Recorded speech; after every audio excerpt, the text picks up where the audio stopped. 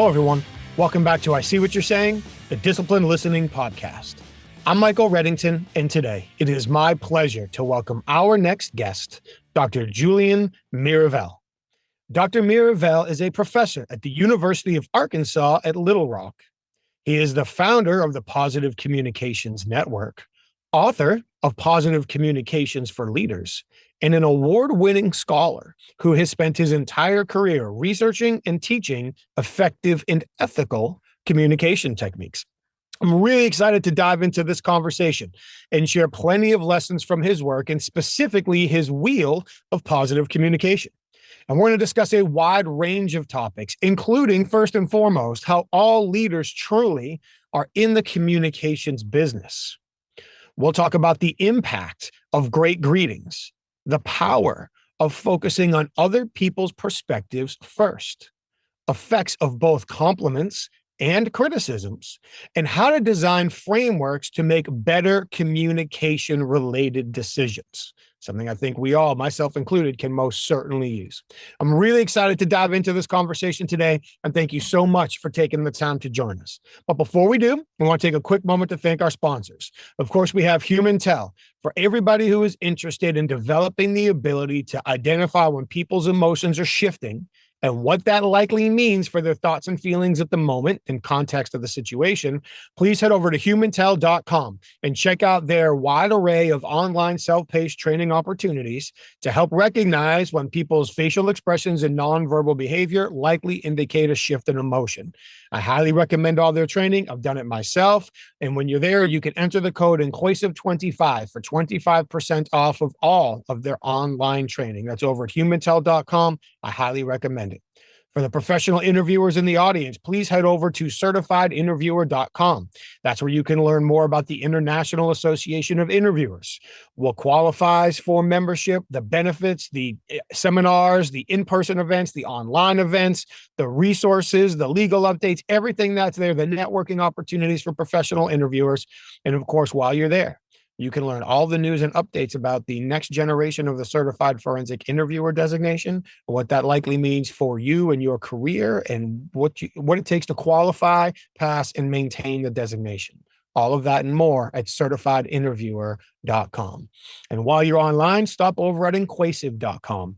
Inquasive.com is where you can learn more about the programs that our clients ask us to customize for their senior leaders, sales teams, and HR teams to teach them the skills, perspectives, and techniques necessary to obtain the everyday confessions in all of their conversations to help build stronger relationships and make better business decisions. That's over at inquasive.com. I appreciate y'all taking the time to join us today. Thank you very much. And now, without further ado, I introduce to you Dr. Mirivel. Good morning, Julien. It is great to meet you. Thank you so much for taking the time to join us today. Hey, nice to see you, Michael. Thanks for having me on the show. It is my pleasure. And I was really excited when we connected online because of just the title of your work right out of the gate, Positive Communication for Leaders. And in a world where we are besieged by negativity on all sides at all times, I felt, even before I dove into it, I felt that the concept of positive communication would be so important. And I could be accurately described or accused of being a pragmatist. So even for me, like balancing what really needs to be done versus positive communication, I think intuitively I see the value, but I'm really excited to talk through it. So I have read your book, Positive Communication for Leaders. And right in the beginning, you talk about how you believe positive communication is at the heart of positive leadership. If you don't mind starting here, I would love it if you could take a few minutes and walk us through what you mean by that. Yeah, thanks so much. Well, really great to be with you. And I'm excited to share some of these ideas with your audience. Yeah, I mean, the first thing I get, by the way, is when people ask me, like, what do you do? I'm like, well, I'm a professor and my expertise is positive communication. The first response always is, man, we need a lot more of that. And I could not agree more. So for me, if you look at the basic definition of leadership, it's the ability to influence others. And there's lots of ways of doing that. But I think what distinguishes positive leadership from other approaches is that the way to get to outcomes is by inspiring people, often by modeling and by calling people to their better self, right? You can influence people negatively, or you can influence people positively. And so in the book, essentially, when I say positive communication is at the heart of positive leadership, that's because, one, it's impossible to be a leader and to not communicate, right? So if I said, okay, go be a leader and stop communicating, it would be impossible for you to do that. That would take away your interactions, it'd take away your nonverbal behaviors, it'd take away your ability to text, to email, to exchange information. So for me, positive communication is so critical because it's a way of communicating. So I really think of it in my mind as a way of being through communication that has particular kinds of elements, which I'm sure we're going to dive into here in a little bit. So in short, positive communication is at the heart of positive leadership because in order to inspire people, in order to influence people, you're going to have to draw on certain types of communication behaviors versus others. It's all about making choices. And in the book, we really outline ways of making those choices, ways of communicating that are going to get you there. Fantastic. And for me, one of the things that I love is the combination of the research and the practical aspects of what you do and what you teach. So you mentioned being a professor, and there's a lot of research that goes into your book, but you also work with businesses and leaders and organizations as well. So there's the practical aspect. So really, at least from the outside, it looks like your work bridges the gap of those two worlds. Yeah, thanks so much. I mean, that's probably one of the best compliments I've received in a long time. I am a researcher, and I was trained very well when I got my PhD at the University of Colorado at Boulder, which at the time was one of the top communication programs in the world. But at my heart, I always wanted for what we were learning about communication to be having a practical impact first in my life, to be honest, right? I'm not just learning communication to talk about it. I want to improve my relationships. I want to improve what's going on in my family. I want to improve what's going on in my workplace.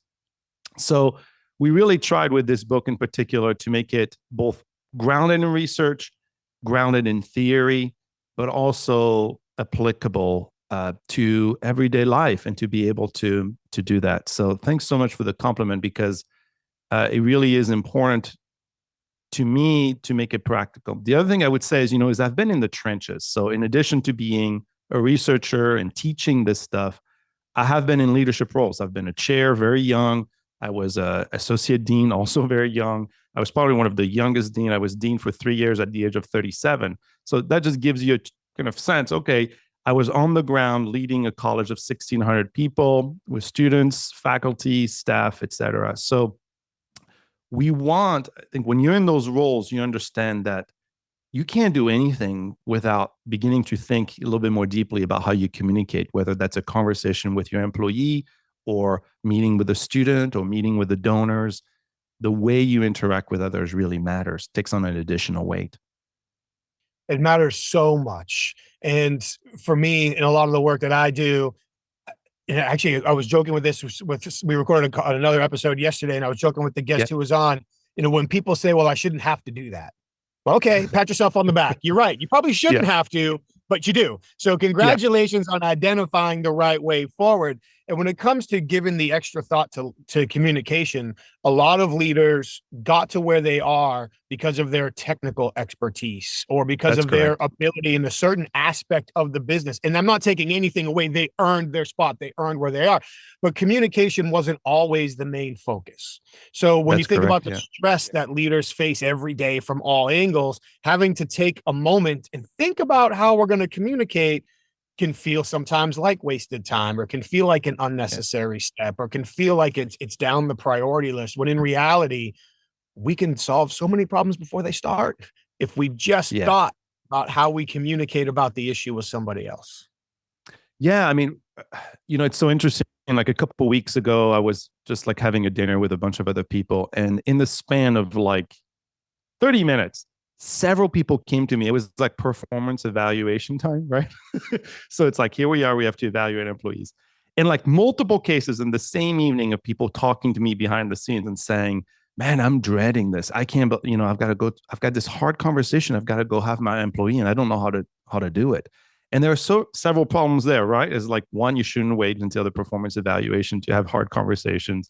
Two, there are strategies that you can use every day to try to manage these conversations more effectively. And we have principles now that can help us get there. So yeah, if you are, I mean, part of our argument in the book, right, is that if you are in the business of leadership, you are in the business of how you communicate, because that's essentially 99% of your job now is managing people, leading your team, calling a sense of vision, being able to inspire people to better outcomes, creating a plan for the next 5 years, et cetera, dreaming big.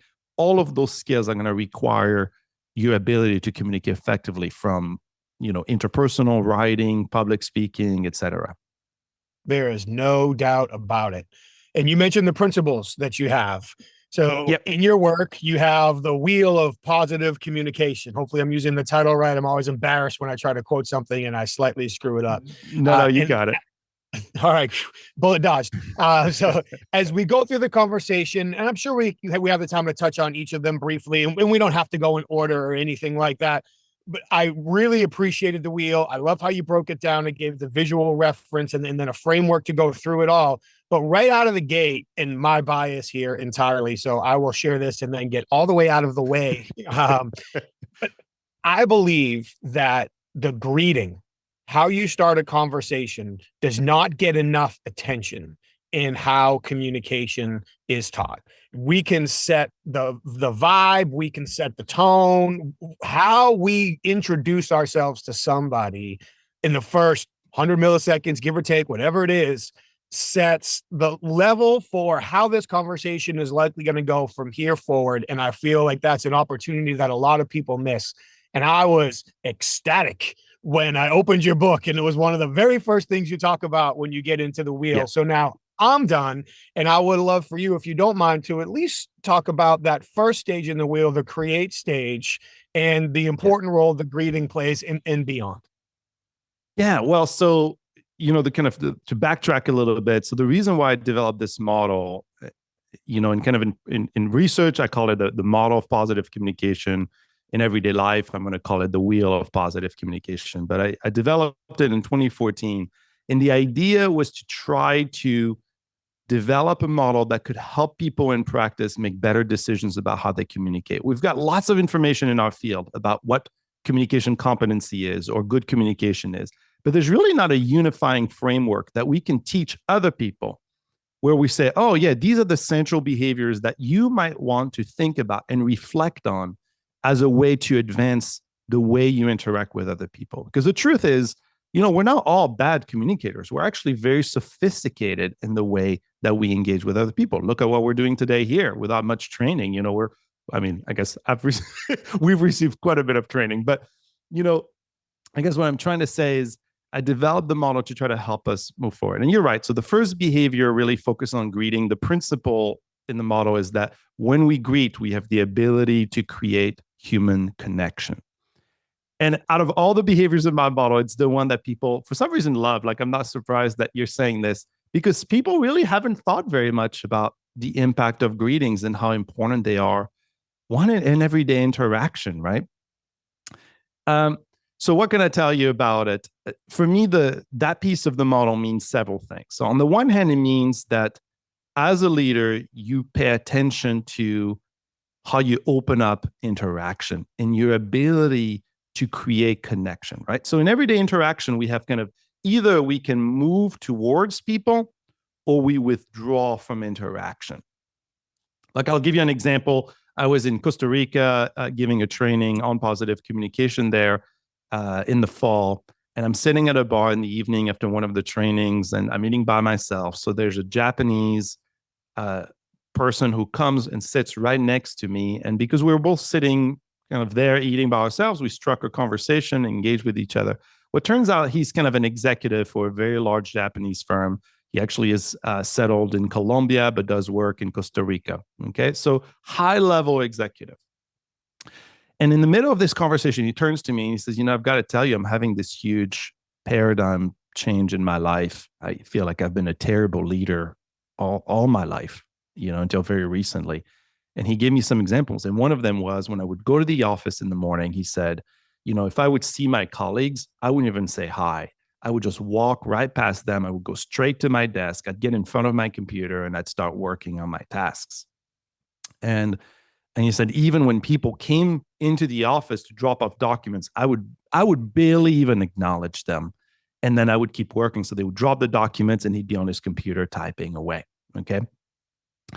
What a powerful story. And then he told me the transformation. He says, I can't be like that. I'm treating people as objects. It's just, and I think he went into a cycle of kind of really changing who he was. It was really inspiring. I couldn't believe I was listening to this story as I was giving talks to people about this.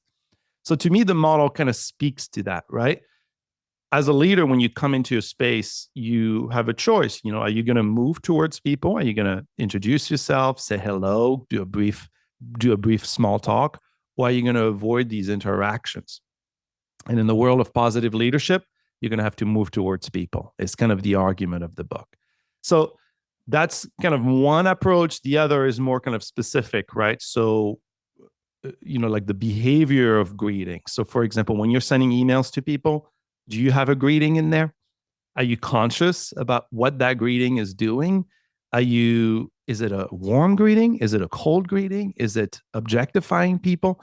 So those are all the things I want people kind of thinking about when they think about that principle and that behavior. Are you moving towards people? Are you initiating the greeting?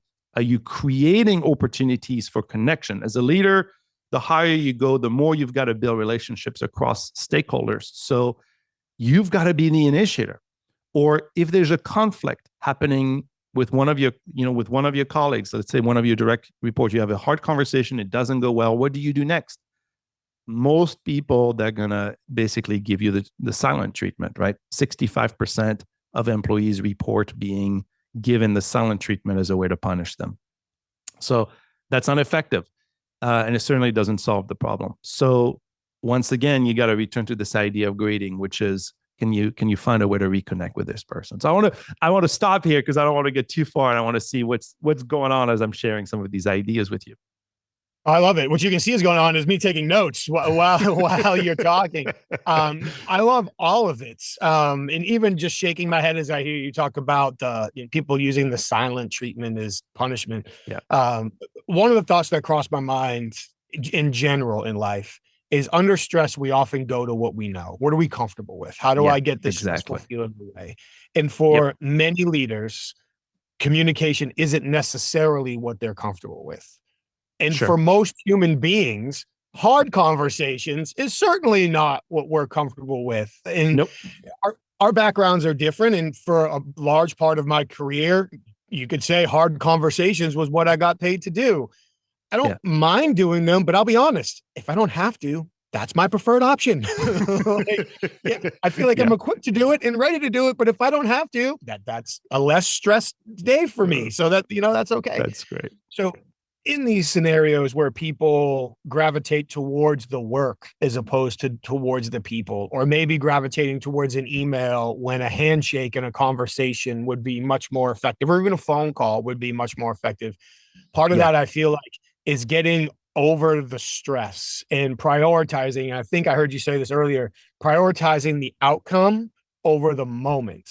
So in this moment right now, I'm feeling the stress that I'd rather not feel. So if I make a decision, you talked about making better communication decisions. If I make a decision based on relieving the stress, that satisfies the short term, but likely compounds the long-term issue. If I can stay focused on the outcome, now I can make better decisions to start addressing the long-term outcomes and hopefully reduce the chance of similar stress happening again. Yeah.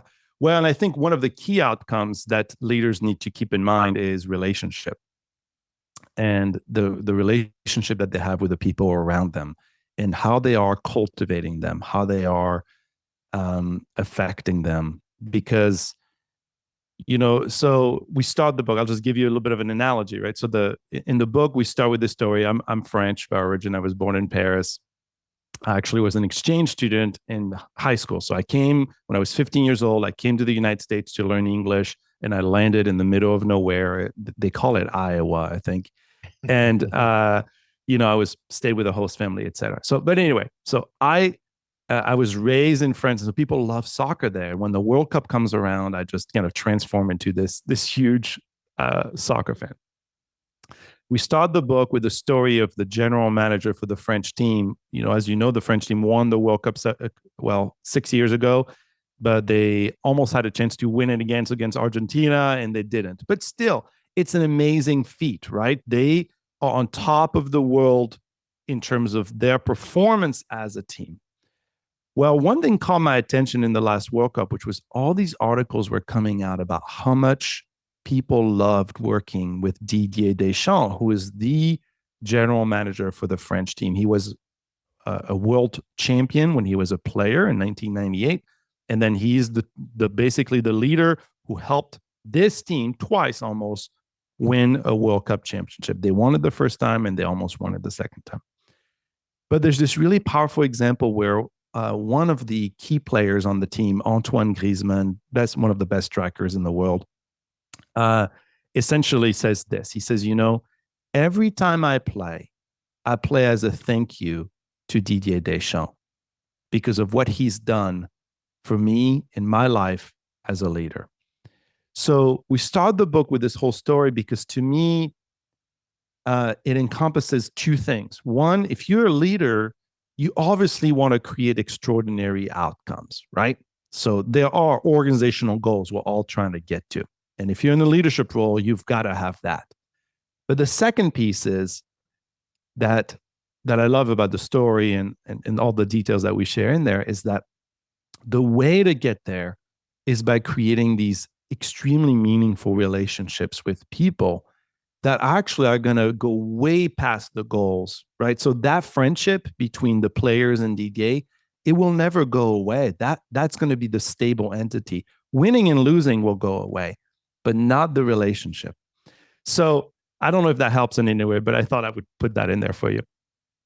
No, that definitely helps.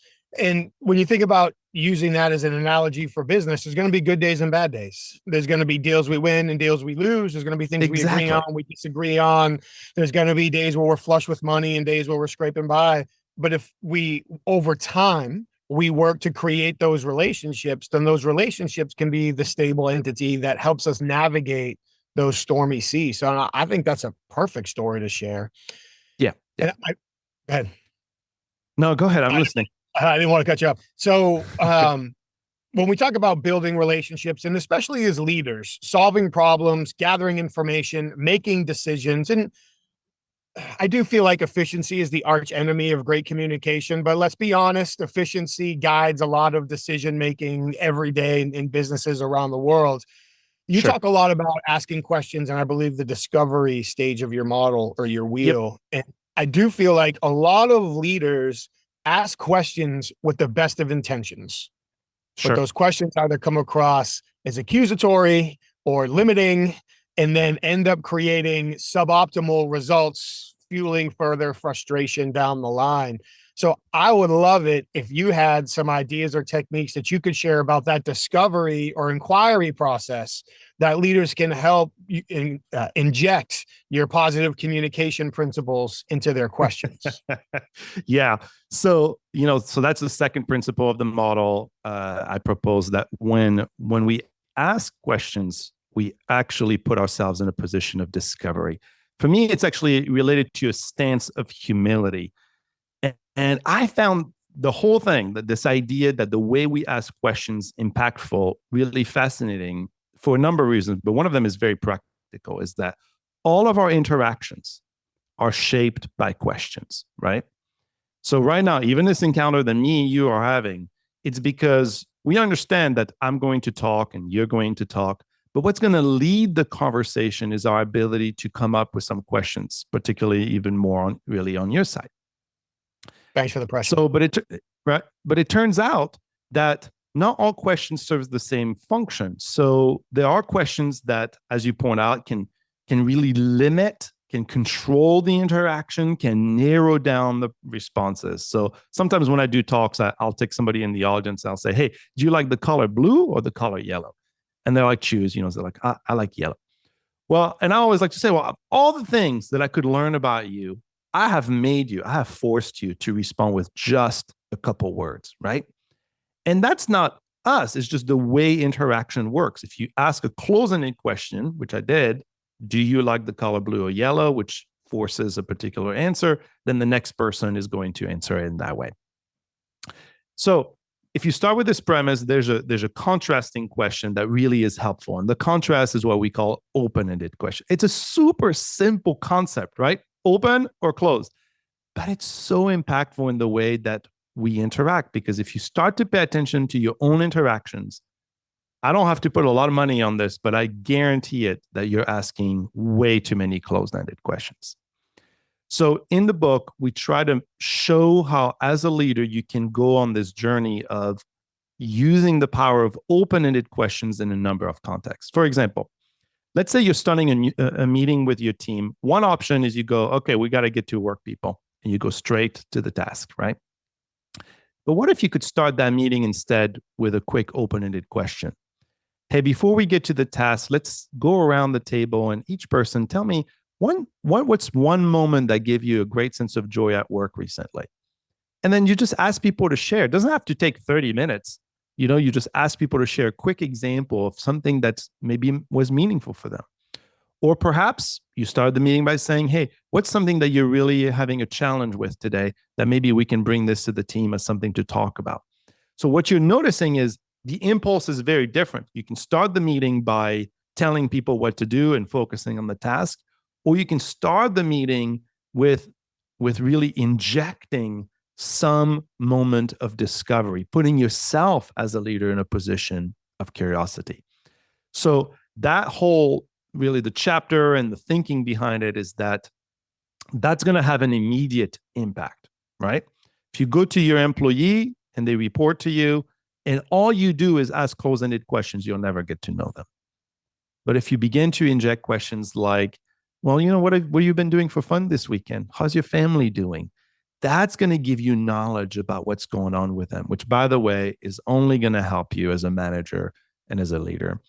So there are a lot of other strategies we talk about, like how you can use open-ended questions during annual evaluation in particular, because there are some techniques that are really critical there, all the way to kind of how we managed difficult conversations. I did a workshop 2 weeks ago, and the whole thing really was, for difficult conversations, one of the most meaningful tool is being able to ask open-ended questions that are not accusatory, because what creates defensiveness is accusation.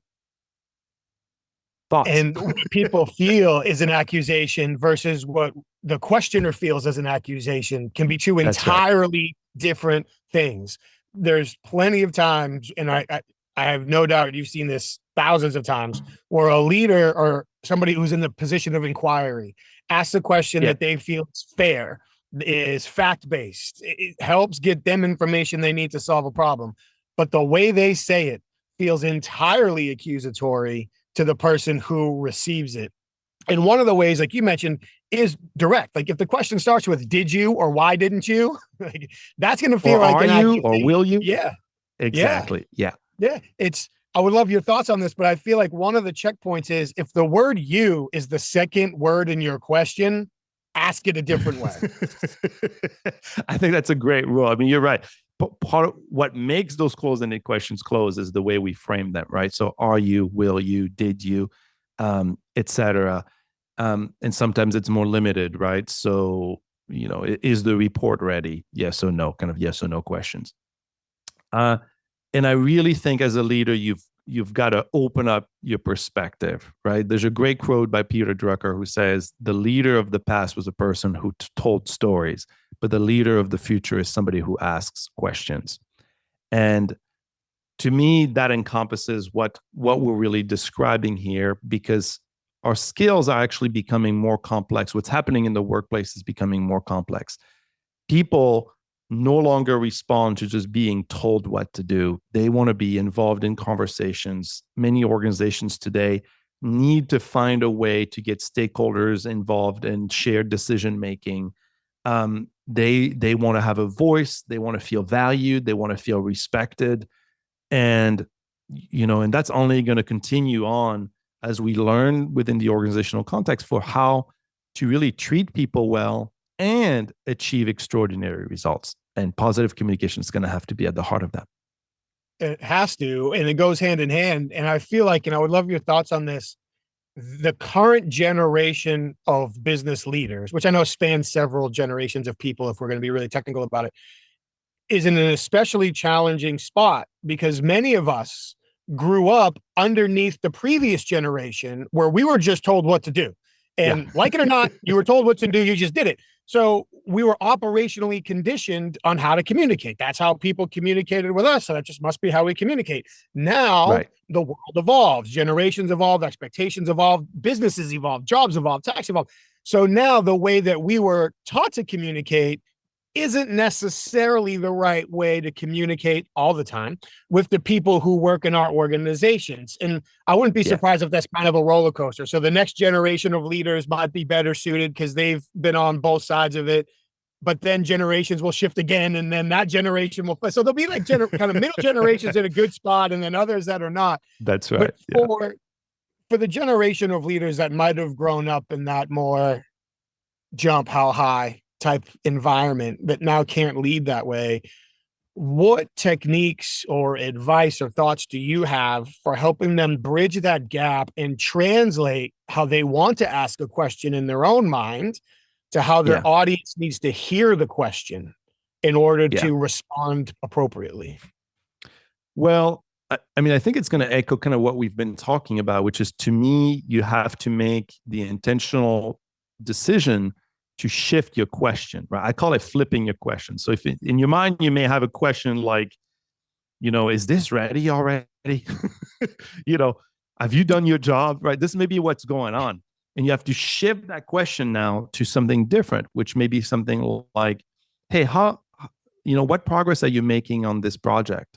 Or tell me a little bit about where you are on this project that you're working on.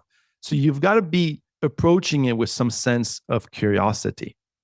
That's the impulse. So for me, the best way of kind of starting to practice it is to go, okay, let me see if I can be curious about what's going on. I'm frustrated. This person seems unhappy.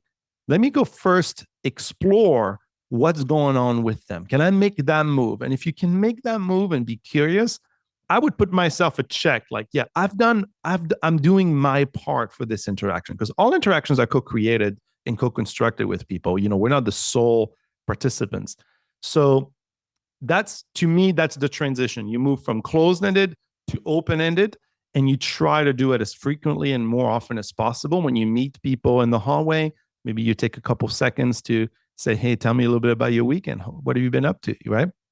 And that's going to start to open up relationships. It's going to start to open up those problematic moments. It will be, in my mind, it's going to be immediate. Just like if I show up for a meeting and I start the meeting with, here's agenda number 1, versus coming up to the meeting and saying, hey, can we go around and quickly share what's one meaningful moment you've had this week at work, just to kind of see where people are at. The interaction is going to be automatically different. For sure. You mentioned the performance management conversations previously. Yep. And I know that that's something that every leader deals with formally, informally, and across the board. You mentioned that there were a couple of critical techniques associated with that, questioning techniques. Are there one or two that we could share quickly for people whose curiosity might have been piqued by the comment earlier?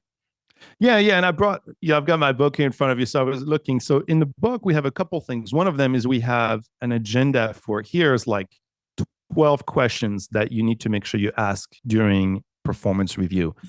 And all of those are open-ended questions, right? So things like, tell me about how your last year's been going. What are some of the highlights for you? What are you most proud of what you've accomplished?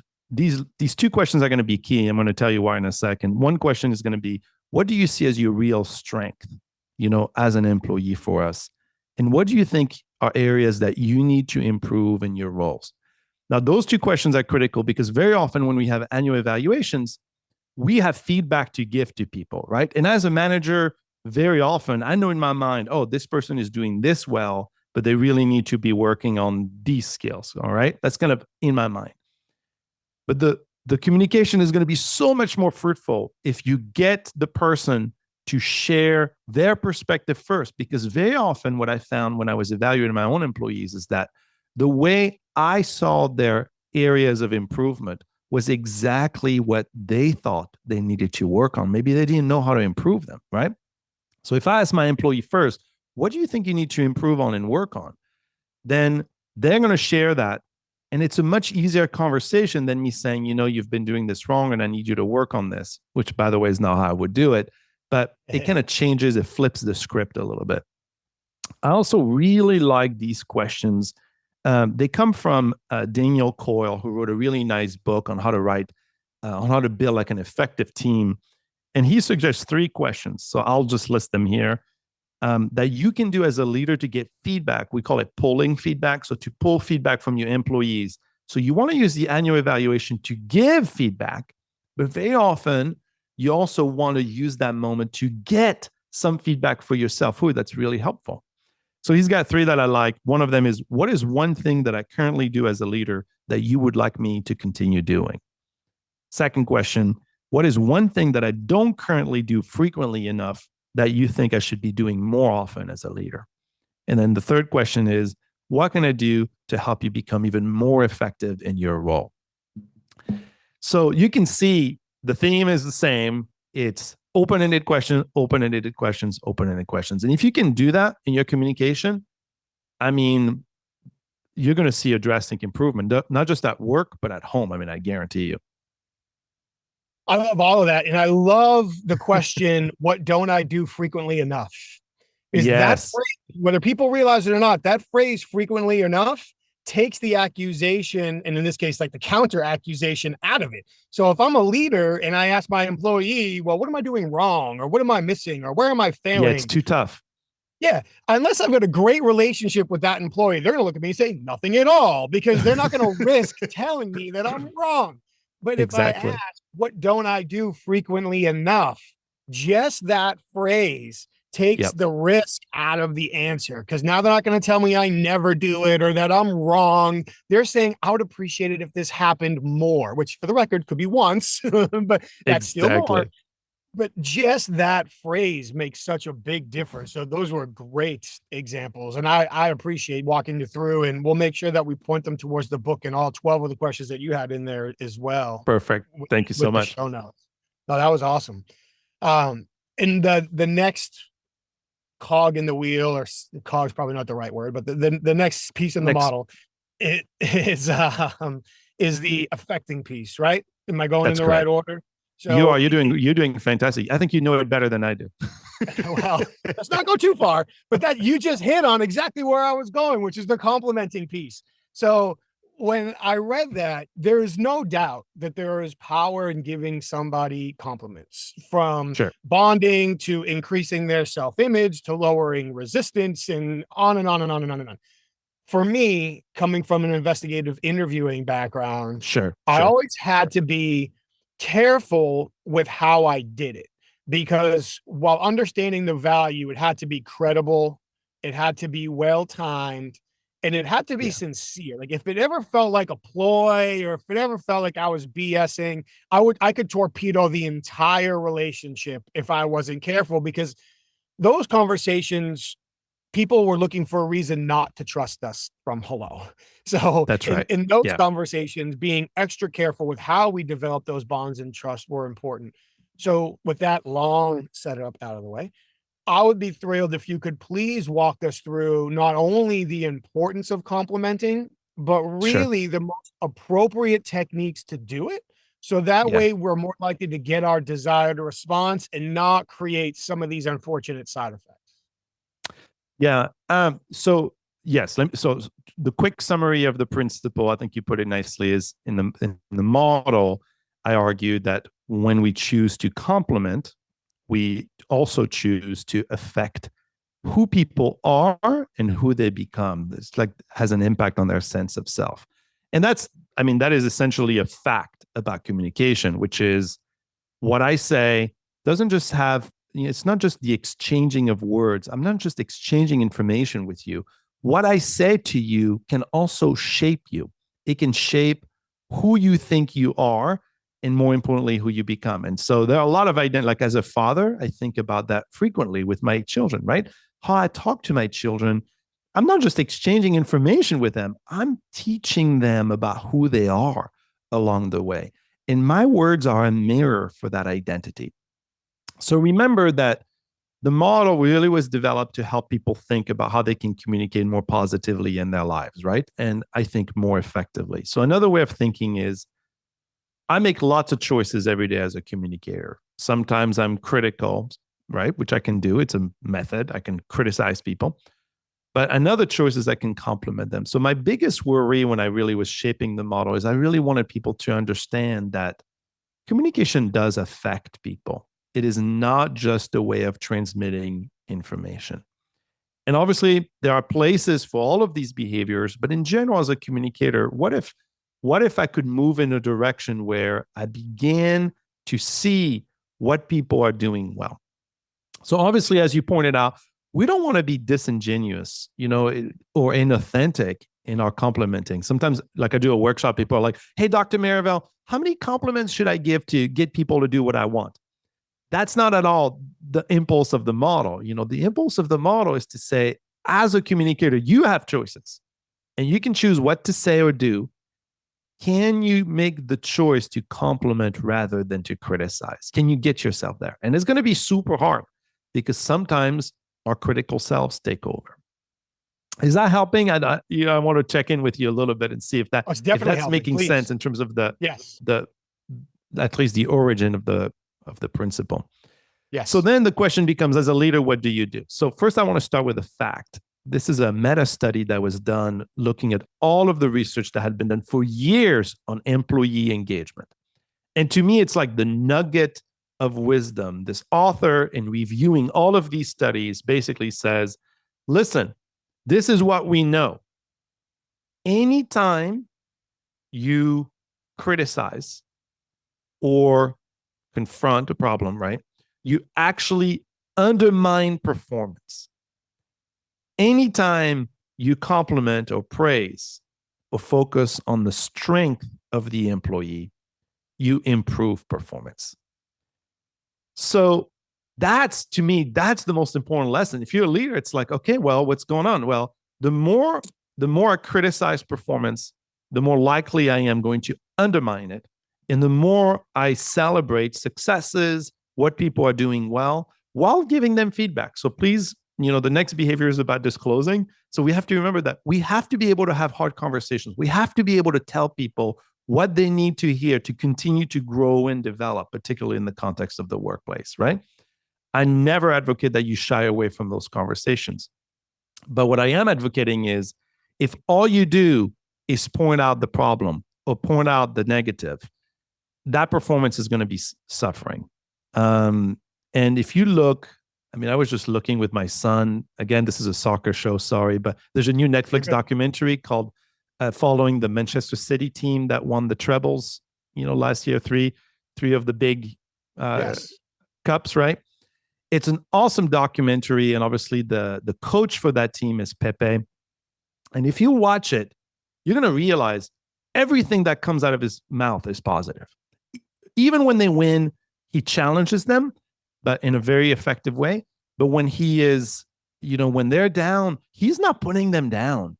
When he is training them, he is celebrating everything. He is hugging them. He is celebrating them. He's constantly telling them how good they are, how visionary they are, how strong they are, how resilient they are. And if you listen to all the language before the game even starts, all the players are like, we're going to do this, we're going to do that. It's all positive. It really is all positive communication from beginning to end.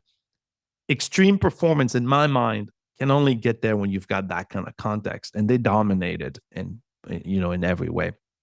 So that's the kind of principle for me is, as a leader, can you create that kind of environment? So then we get to techniques. So, with that behavior, to me, it's like, you've got to train yourself, like Friday afternoon. Can you take 1 hour on Friday afternoon and start writing maybe some letters to people who've done some great work?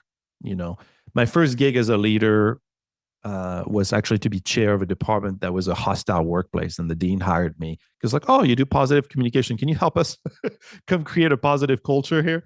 I was like, yeah, one option is you just blow it up. Yeah, And very you true. start from scratch, right? But the other is the painful road, which we took. And we were successful. But, I remember, like, when people are in a bad place like that, they're actually hurt. Like, they're not doing well. They're hurt as a team, and they're hurt as people, and they're suffering. So the first thing that I had to do was, like, starting to celebrate successes again, and being able to point out what people were doing well, and building on that. So as a leader, to me, the most essential technique that's easy is every week you think of 3 people, you sit down at your desk and you think of 3 people that are doing something really pretty great. It has to be authentic to you, to your standards, and you write them a little note, or you go to their office. So there's 3 kind of levels of meaning. The top impact of a compliment is when you deliver it face to face. So if you can go to the person and say, hey, I was thinking of you, and I want you to know, man, your hard work on this project is so impressive. You've shown such great leadership skills. I'm so happy you're part of this team. Thanks for everything you've done to get this to this place. Second layer of meaning is going to be writing a note, because people get a chance to reread it. And the third is in a public setting. If you do it in a public setting, I recommend that you make this a pattern. Again, not to draw on my own experience, but when I had meetings, I always had on the agenda kudos. And that was to make sure that every meeting I would celebrate whatever had happened during that week, because people are attentive, just like my children are attentive to who gets credit for what. We're kind of like that in life. And so you want, as a leader, to make sure everybody gets a little bit of that share. Hope this is helpful. It is for me. I truly appreciate it. In that you mentioned going to the next level and finding that balance when you go into the deepen part, and how we kind of balance that. Yes, it's great to compliment people all the time, because that is going to improve performance. I shouldn't say all the time, often, but I'm sure that at least one person heard that and thought, well, there's times where I still have to provide critical feedback, and I can't just tell someone they're doing a great job. I'm doing a great job. Yet, correct. So to kind of bring those 2 parts of the model together, it would be great if you could walk through that balance of the difficult conversations, providing the necessary critical feedback in a positive way. So that way we're still leveraging what the research has shown us helps turn that performance around over time. So we don't have to just blow it up. That's right. So my first response is going to be, because, I've, like, what you just said was perfect. Because, like, I still have to provide critical feedback. I love that. I love the way you did it. The first thing I would say is, that's great that you want to do that.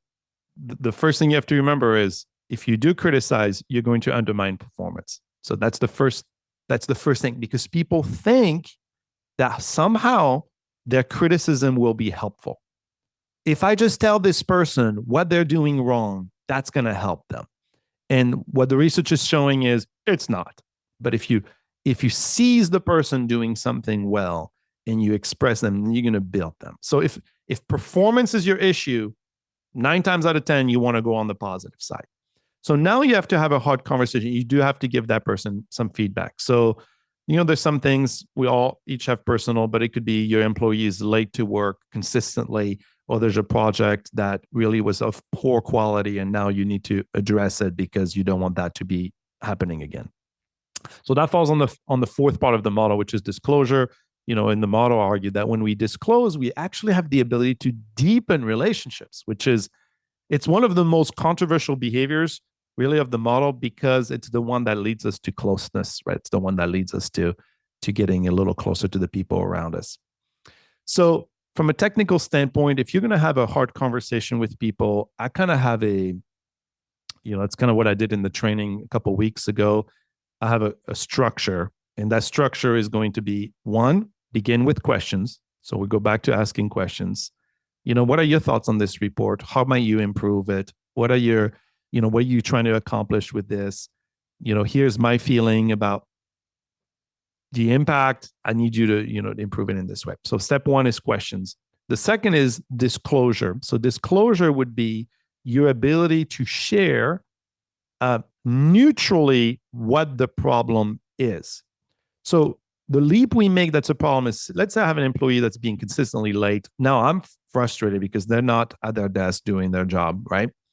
And then what I start to do in my head is I start to transform the behavior, which is being late to work, and I apply it to that person, which is maybe they're being lazy, or they're not a professional, or et cetera. So I've got now these negative labels. And when I talk to them, instead of addressing the behavior, I'm addressing the personality. Is that kind of making sense? And that puts the person on the defensive because now they're being attacked. And if you are attacking the person, they're going to be defensive. That is just the way we work. And they're going to be defensive in different ways. Some people will counterattack and some people will withdraw. They'll listen to you, but they're going to close their arms and nothing's going to be getting through. And so you're not going to really have an impact. So the key technique there, and level kind of stage 2 of the conversation, is being able to describe neutrally the data that you have, right? So if it's laziness, it would be simply as saying, in the last 5 days, you've been coming to work 30 minutes late. That's a fact.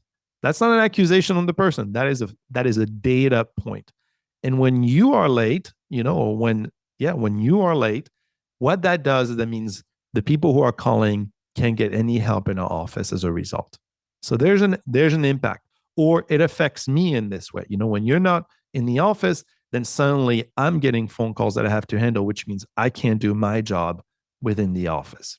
So now you've described the behavior and the problem. So the third step is going to be to listen, which is one of the behaviors of positive communication we haven't had a chance to get to, but really critical, and really go on an exploration with the person about, what might be good ways of moving forward. So trying to outline some strategy. So for me, if you have to have a hard conversation, that's how I would map it out. Ask some questions to discover, be in a position of discovery, always share your concerns in a neutral way by pointing out the data that you have. And then third way is to listen. And obviously you can always provide suggestions, right? So that's not in there, but you're always welcome. Like if you look at a report, as a teacher, I've got to give students feedback all the time, and I have to be very precise. I need you to improve in these ways, right? So when you think about your writing, here's what you can do to improve your writing. If you think about your public speaking, here's what you need to improve your public speaking. And now the advice is geared towards the behavior rather than the person, which is going to help that relationship. Which is, I couldn't emphasize how important that is enough. And one of the most common mistakes I see leaders make. And I'm not being very positive by calling it a mistake, but it's too late. I already said mistake. By immediately turning the problem into a person. And that's naturally how our brains work, I guess. But they can't come on time, therefore they don't care about my business and they don't respect me. That's right. Yeah. Okay. Well, that's exactly the leap people make. That's on the realm of possibilities. Like technically that's an option. They also could have a car in the shop. They also could have a 6-year-old son who's learning to tie his shoes and hasn't been able to get out of the house on time in the last 3 weeks. Not that I have personal experience with that example at all. But so taking that immediate leap, well, they're late to work. They don't respect me. Whoa. Let's back up about 487 steps, separate the problem from the person, and look at resolving the problem as opposed to prescribing this negative attitude towards the person. So amen. And thank you for sharing that. You did mention listening, and this being a listening oriented show, I want to make sure we get to that, but I'm going to stick to the track that we've been on just because I really like the wheel and I was hoping we'd have the chance to get through it. So giving encouraging people is next on the wheel. And I feel like that ties in really well to the complimenting and some of the other things that we've spoken through. So to try to leave a couple of minutes to really dive into listening, before we get there, are there really a few key concepts that people should understand about the power of giving and encouraging others? You mentioned the Manchester City, Pepe always being encouraging and always talking positive, whether they're winning or losing, but anything else worth adding there at this point in the conversation? Yeah. So again, the principle, I'm going to do it very quickly, says that when we encourage, we have the ability to give the support people need to succeed really and to overcome challenges that we all face in everyday life. So even in the workplace where there's suffering taking place, people may lose a loved one, they may have a hardship with a sick child. So there are things going on in people's lives. So so in general, I would say there's three behaviors that really matter. Those map the research. One is the ability to give people meaningful advice at the right time. We call that instrumental support. And I would never underestimate the power you have as a leader to give people something meaningful. I've studied memorable conversations and what we call peak communication, which are the conversations that we have that people most remember in their lives that had a positive impact on them. And I can promise you, so many of these moments are bosses telling the person we interviewed some advice that has stuck with them for their whole career. Okay. So if you've got something meaningful to share, you'd be impressed by how much that can go a long way. The second is what we call emotional support. So if people are in distress, you have to find a way to alleviate that distress. And that can be simply by being present, by asking some questions, but sometimes by offering tangible help. And then the last one is what we call esteem support. So if people are down after a project that they've been working on that maybe they failed at, they're going to lose confidence. So you kind of have to find a way to re-energize them. And that's what Pepe is so good at doing. And what these coaches are so good at doing is, and what was so exciting in watching him actually is that when the team won is when he was the hardest on them. And when the team lost is when he was the most gentlest on them. And that to me was a really interesting contrast because you might expect the opposite. So that's a good quick summary. If you can do these three things, you're gonna already be making an impact.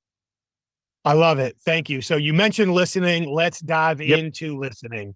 Based on your research, your techniques, where are our biggest opportunities to really improve how we impact others through our listening? Yeah. So the last behavior of the model is this idea that when we listen, we have the ability to transcend our differences. So, I know we're kind of closing the show here. So I'll give you a quick tip. Okay. Quick tip for listening. If you can just do this with me, Michael. So take your right hand and make a really tight fist like this. Imagine this is me and you. We're having a hard interaction. We're getting into a conflict. We have difference, political, whatever. And as we approach each other, we're already tight. We're already not doing well. To me, listening is this. You take your right hand and you very slowly open it. So the palm faces up very slowly like this. Whew, doesn't that feel better? That's the whole story of listening. Listening is all about opening your hand. And that saves me all the time. When I'm in a hard meeting and it's not going well, what I do is I take my right hand, I put it underneath the desk, and I just tell myself, hey, Julien, open your hand a little bit, like here, you're getting tight, and see if you can discover, because it's easy to listen when we want to. It's so much harder when we don't, when people have different opinions or when a meeting is not going well, that you want to do the exact opposite, right? So you want to be even looser when it becomes more difficult, because the tighter you are, the more likely you are to not respond effectively or positively. So that would be my short synopsis of how to do listening. I love it. And honestly, I love the act of closing and opening your hand in a difficult situation. And one of the things that lots of people talk about this, I know it's not unique, but that we'll talk about is, like, instead of focusing on reading your counterpart's behavior, listen to your own. Because as your emotions shift, how your body responds begins to shift. So if we can identify how our body is responding, we can likely identify how our emotions are changing and control them or adapt them much quicker. And many times we get that muscle tension. If it's in our jaw, if it's in our hands, if it's in our feet, we lock our knees straight, we cross our legs really hard, whatever it might be. So that unlocking behavior can literally help create a physiological response that helps slow us down and open us up.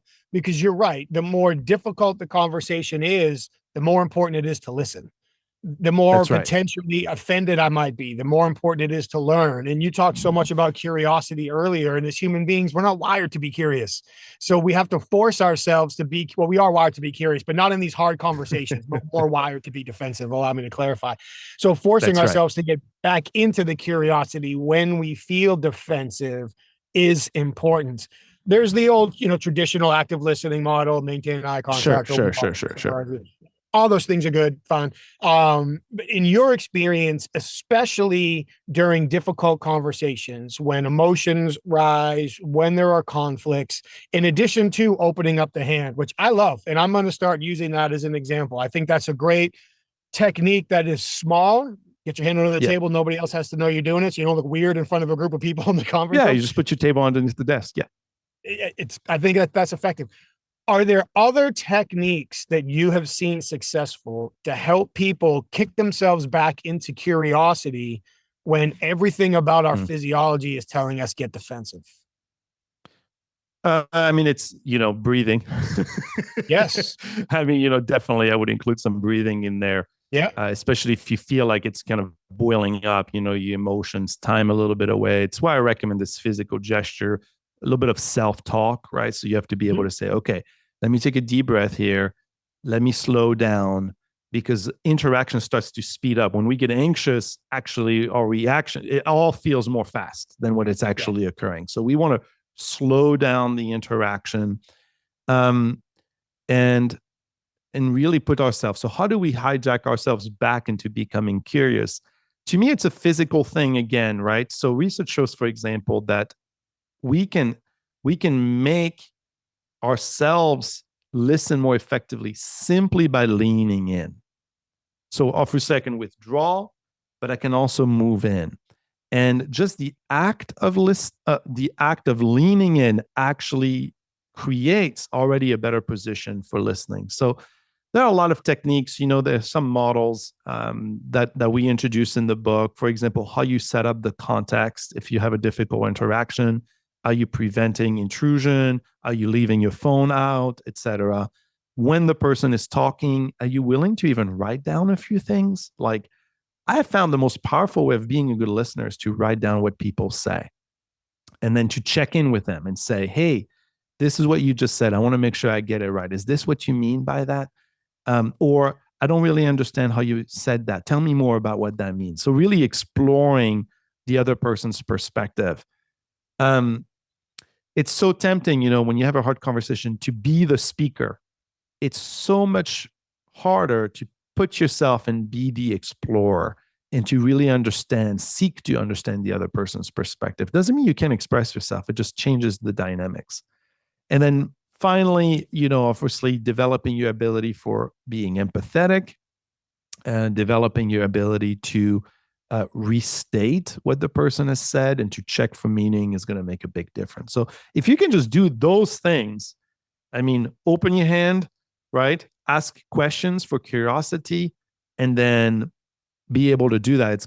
I think it's going to have an impact. I love all of that. Michael, yes. I hate to do this. Sorry, I know you said I could do it, so I'm going to do it, but I have another meeting to get to. So I thought I would at least let you know that. Oh, I appreciate it. I was just about to wrap it up. I was going to thank you and wrap it up right here. So perfect. I appreciate you letting me know. So we'll do it real quick.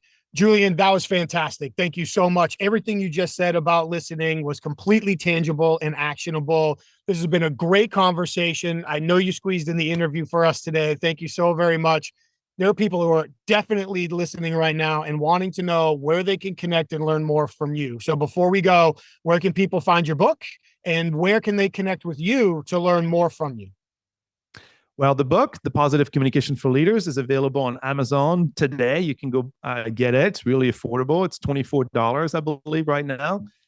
Please stay in touch with me. I am on LinkedIn, where I share some free content very frequently. You can also go to my website at www.julienmirivel.com, where I'm launching a few new courses that would be accessible to develop your skills, including one that's going to come out soon on leading hard conversations. So please stay in touch with me, and I look forward to connecting and continuing to build connection with you.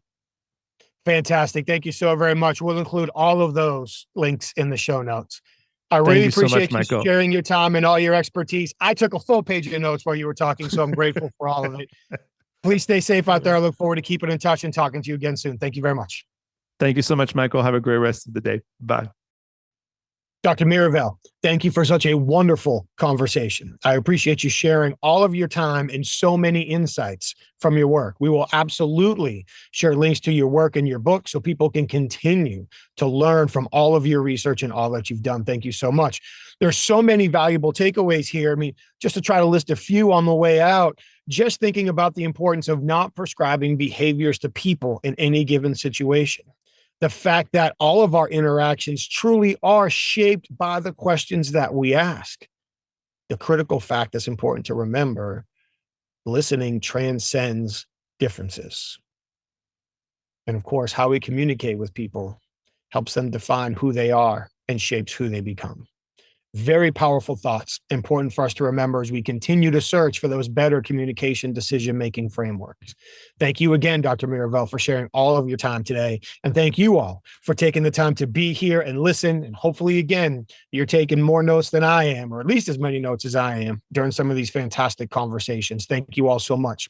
Before we go, let's thank our sponsors one more time, HumanTell. Head over to humantell.com and enter the code INCLUSIVE25 for 25% off their best-in-class self-paced online training in order to learn how to observe somebody's facial expressions and nonverbal communication for indications that their emotions are shifting. Then we can use that intelligence in real time to begin to develop an understanding of what people are actually thinking and feeling and how that impacts our ability to achieve our goals in real time. I've done their training. I vouch for it. Please head over to humantell.com and enter that code INCLUSIVE25. If you're a professional interviewer, please head over to certifiedinterviewer.com. Learn more about the Certified Forensic Interviewer designation, some very important evolutions coming there shortly. Also, membership in the organization, benefits, groups, networking, resources, everything you would want to know over there at certifiedinterviewer.com. Please check it out. And while you're online, please head over to inquasive.com, where you can learn more about the programs that our clients ask us to facilitate and customize for their senior leadership, sales teams, and HR teams to teach them how to apply strategic and ethical observation and persuasion techniques that will encourage people to share more sensitive information under vulnerable circumstances in the face of perceived consequences. All that and more over at inquasive.com. Thank you all again for continuing to show up week in and week out. We truly appreciate you listening to these conversations. Please like the show, share the show, follow the show, let your friends know about it, and share your feedback with us. What would you like to hear more or less of? Who would you like to see on the show? Maybe previous guests. Who would you like to see back on the show? Please let us know. We want to give you more of what you want to listen to and what you want to learn. Thank you all very much for taking the time. Please stay safe, take care of each other. I'll see you next time.